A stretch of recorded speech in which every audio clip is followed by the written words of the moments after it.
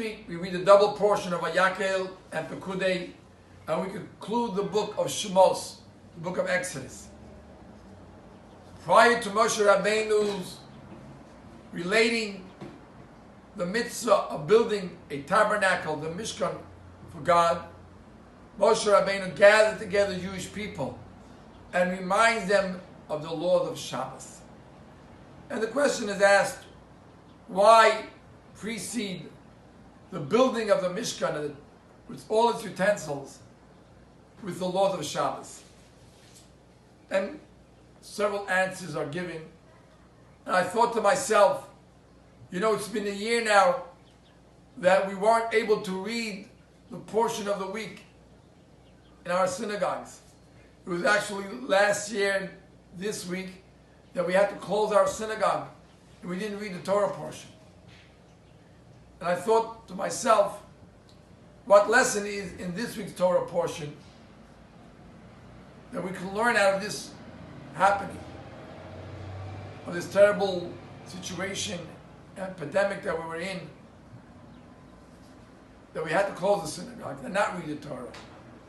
And perhaps Moshe Rabbeinu gave us the answer 3,000 years ago by telling us the laws of Shabbos. Throughout this past year, although many people were not able to go to the synagogue, what they did was they saw to it that their Shabbos in their home should be a totally different Shabbos. There was more praying, there was more singing, there was more family get-together, there was more spending the Shabbos in the home as opposed to the synagogue in the Shabbos spirit.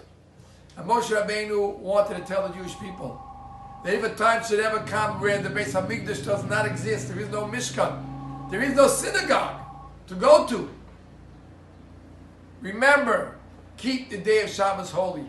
Spend Shabbos together with your family.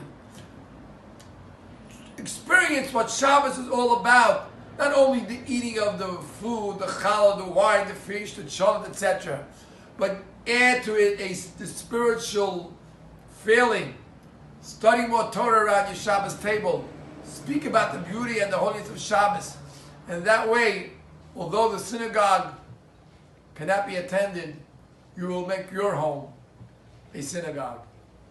By celebrating Shabbos in our home becomes the Mikdash Mayat, the miniature Beis HaMikdash, the sanctuary in which God dwells.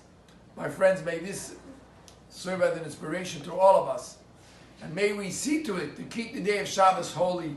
Spend Shabbos in that family atmosphere where it was meant to be, and let it spill over and let it flow over into the entire community.